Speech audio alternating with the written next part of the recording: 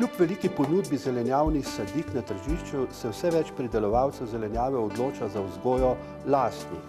Običajno gre za takšne, ki so mnogokrat preverjene in dajo dobre rezultate, lahko gre za posebne vrste in še veliko je razlogov za domačo pridelavo. Pri tem je pomembno, da se na tak način ohranijo domača semena, ki so primerna za posamezne klimatske razmere in predvsem, ki ne vsebujejo nobenih drugih snovi ali karkoli v zvezi s kemijo. Priprava in vzgoja domačih sadik ni posebej zapleten proces, vendar pa vsebuje nekaj zakonitosti, katero je potrebno vedeti in upoštevati. Letošnja zima je nekako preveč topla in setve, sajenje v rastlinjake na vrt je veliko bolj zgodaj, kot so ostala leta. Tukaj vidimo že sadike motovilca, ki jih že sadimo v rastlinjak, lahko tudi zunaj in imamo še lahko zgodnjo pridelavo motovilca. Na splošno pa lahko rečemo, da je letos vse bolj zgodaj, saj vidimo že, če gremo v naravo, da tudi narava pohitela. Če imaš zelo zgodaj poganja, če imaš, to pomeni, da je zemlja že ogreta, da ima zemlja že več kot 5 stopinj in ko je tako visoka temperatura, tudi zunanje temperature so visoke, pomeni, da je vegetacija pričela z rastjo in ker je tako zgodaj, ji moramo slediti, ker lahko pričakujemo, da bo vegetacija razdeljena v 2 dela. Se pravi, ta zelo zgodnja vegetacija do nekje sušnega obdobja, ki ga lahko pričakujemo v juliju, in potem konec julija, v začetku avgusta bomo znova sadili in sejali in pričakujemo lahko drugo vegetacijo. Jaz rada delim našo vegetacijo glede na podnebne spremembe na predsušno vegetacijo in vegetacijo po suši. In ker je sedaj že zelo narava že začela z rastjo, že tudi lahko vidimo, da sadno drevje odganja, da so brsti napeti, pomeni, da moramo slediti temu in lahko začnemo tudi s prvimi setvami ali da si posejemo plodovke za maj, to pomeni paradižnik, papriko. V februarju nekako sejemo papriko in šele v marcu sejemo paradižnik. No, v rastlinjake, če pa imamo rastlinjak, pa posadimo solato, posadimo motovilec, lahko tudi posejemo, vmes pa je sedaj pravi čas, da posejemo tudi redkvico.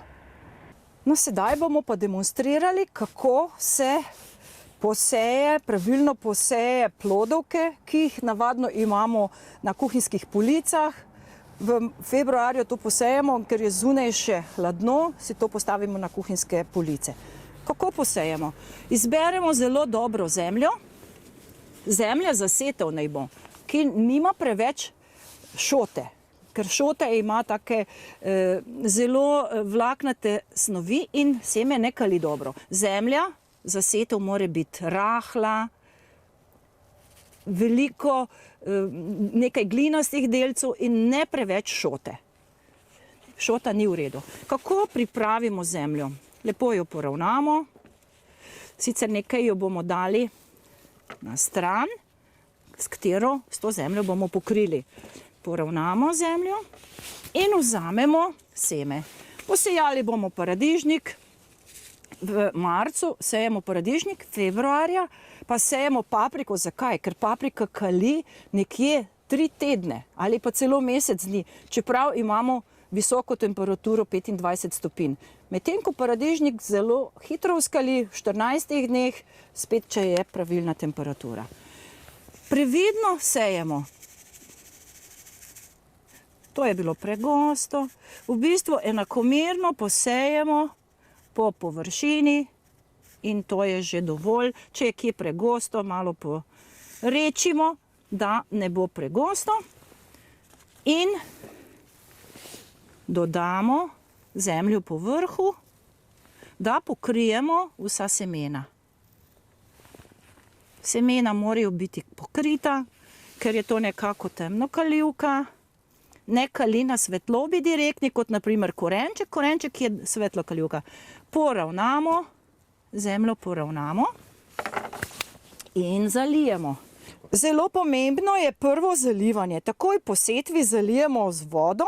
Voda ne sme biti prehladna, lahko je malo ogreta, tam nekje na 18 stopinj. Vodi lahko dodamo tudi alge. Alge nekako pospešujejo kaljenje in neko to osnovno hrano pri samem kaljenju semen je tudi dobrodošla. Vzamemo kanto in zalijemo. To zalivanje mora biti kar temeljito, da zalijemo vse do dna. Čeprav se je zdaj voda nabrala, bo to šlo vse do spodnjega dela. Pomembno je, da je zalito vse do dna. Ampak, če nimamo lukenj, tako kot tukaj, tle ni sedaj lukenj, ne sme biti preveč. Voda na dnu ne sme stati. V nasprotnem primeru naredimo luknjice, da voda odteka. Ampak, ker to postavljamo na kuhinjske police, imamo vedno težave s temi podstavki. Tudi če previdno zalivamo ravno prav, da voda ne stoji, je to v redu. Ko dovolj zalijemo, ravno prav, ne preveč, ne premalo, je pomembno, da naš posevek pokrijemo. Zelo enostavno je to uporaba streč folije. Naš posevek pokrijemo s folijo. Zakaj? Zakaj je to pomembno? Zato, da se vrhnja plast ne izsuši. To pokrijemo, ne pa popolnoma, mora biti izmenjava zraka, se pravi, popolnoma brezračno ne smemo narediti. Ampak pokrijemo tako, da ne izhlapeva preveč, potem je tudi zalivanje manj pogosto. To naredimo in vse skupaj postavimo za vsaj 3, 4, 5 dni ali pa še več na zelo topel prostor.